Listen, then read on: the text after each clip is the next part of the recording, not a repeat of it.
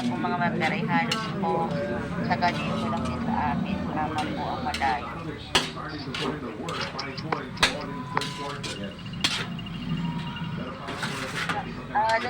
Si Kama po mag-withdraw naman kasi dito.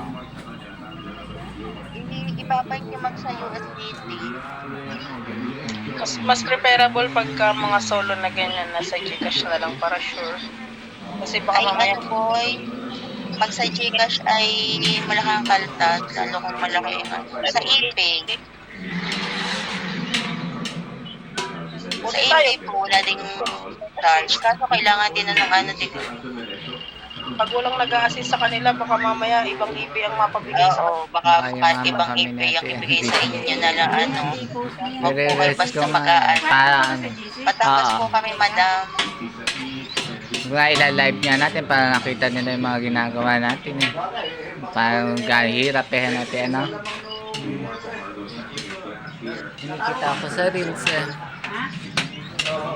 Kami po hindi rin naglolo doon sa pag sila po nakakikita po kayo yung mga mataas po yung ano nila.